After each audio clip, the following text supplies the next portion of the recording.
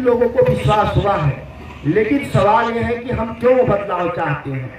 इसलिए हम बदलाव चाहते हैं कि 24 साल से लोग बाहर से लोग आए हुए, जिस धरती से देश के शासक बने, जिस धरती से केंद्र में 2-2 उप प्रधानमंत्री हुए, जिस धरती से 2-2 स्पीकर लोकसभा के अध्यक्ष हुए, उस धरती पर बगल के काराकाट, आरा और बक्सर के सांसद बाढ़ग्रस्त इलाके से लोग आए हुए हैं, जहां उनको भौगोलिक, सामाजिक और सांस्कृतिक कोई जुड़ाव नहीं है।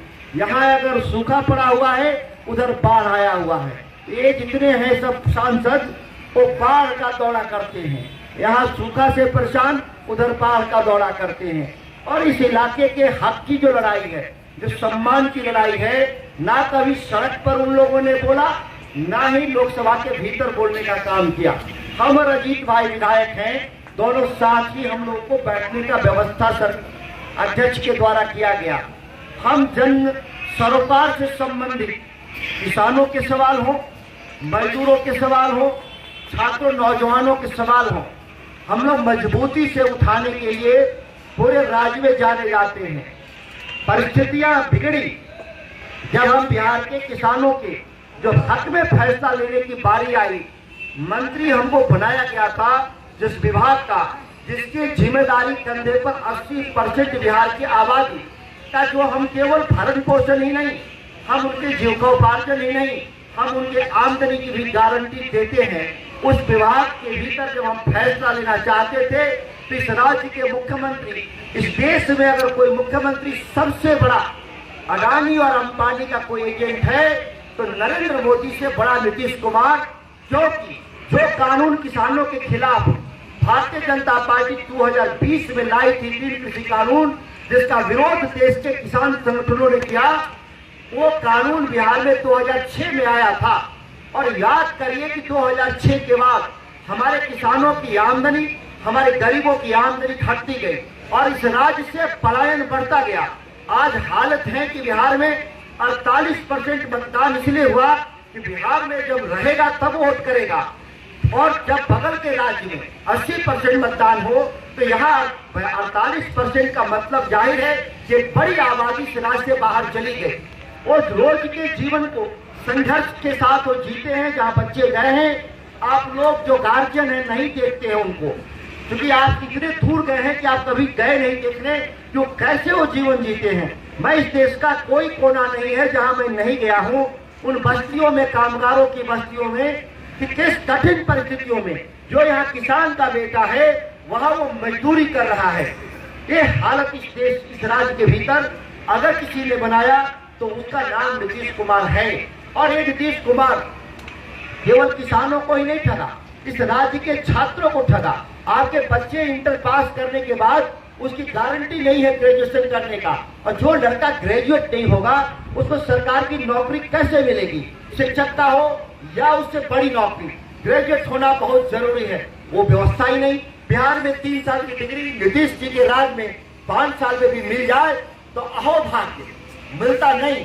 और तमाम चुनौतियां हैं, इस चुनौतियों से पार पाने के लिए ये चुनाव जो है, इसलिए मैं कहा कि बिहार में 39 सांसद जो नीतीश कुमार के सहयोग से भारतीय जनता पार्टी के साथ जो दिल्ली की सत्ता के समर्थन में गए, वहां पर हरे अंबानी और हरे अडानी का कीर्तन हो रहा है। जैसे हरे राम हरे कृष्ण मंदिरों में होता है, तो आज संसद के भीतर कानून बनाए जा रहे हैं। वो कानून देश में जो 1% जो आबादी है, जिनके मोदी जी के राज में 10 साल में 10 गुना आमदनी बढ़ा, वही 99% लोगों की देश की आबादी आमदनी इस कदर घटी है जिसका अंदाजा लगाना इसलिए कठिन है क्योंकि आप सभी बैठे हुए लोग बही खाता नहीं रखते घरों में, जिससे कि रोज का आमद और खर्च नोट हो, इसे जाहिर हो। और इतने ही नहीं, जो छोटे कारोबारी है जिस बाजार में हम हैं, इनकी भी माली हालत लगातार घटने का काम किया। इन्होंने, मोदी सरकार ने इनके खिलाफ रीढ़ तोड़ने वाला, कमर तोड़ने वाला कानून लाया। वो नोटबंदी का कानून था, जीएसटी का कानून था, जिसके जरिए छोटे छोटे कारोबार धीरे धीरे समाप्त हो रहे हैं। और मॉल कल्चर, जो मॉल बड़े बड़े बन रहे हैं, एसी मॉल, उनके जरिए छोटे कारोबारियों का कारोबार बंद हो रहा है। तमाम समाज के जो लोग हैं जिनके साथ इस देश की सरकार ने नाइंसाफी किया, इसीलिए राहुल गांधी, तेजस्वी यादव के नेतृत्व में इंडिया गठबंधन ने डबल गारंटी देने का काम किया है। डबल गारंटी है कि जो हमारे जो घर की जो बीपीएल श्रेणी में जो हमारी 40% आबादी जो गरीब लोग हैं बीपीएल श्रेणी में, उनके घर के मालकिन को हर साल 1 लाख हर साल देने का काम करेंगे।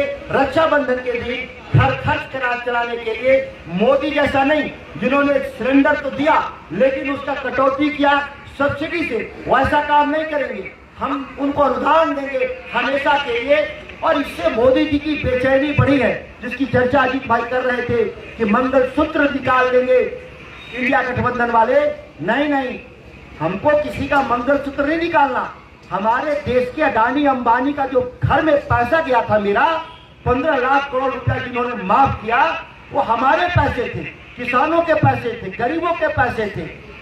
हम कोई भी जो हम सामान खरीदते हैं बाजार में, नमक से लेके कफन तक 20% सरकार के खजाने में जाता है।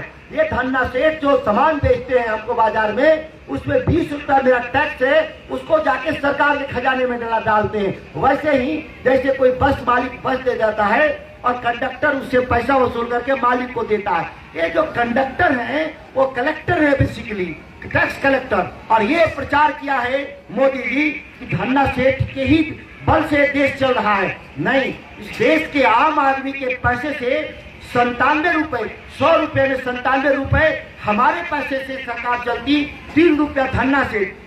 ठीक जब खर्च की बारी आती है आम आदमी पर, तो 3 रुपया खर्च हो रहा है 99% पर, और 1% लोग पर जो धन्ना सेठ है उन पर 97 रुपए खर्च हो रहे हैं। ये हमारे साथ जो नाइंसाफी है, यह पार्लियामेंट में बहस का विषय है, लेकिन इसीलिए नहीं बहस हो रहा है, इसीलिए कानून बदलना चाहते हैं।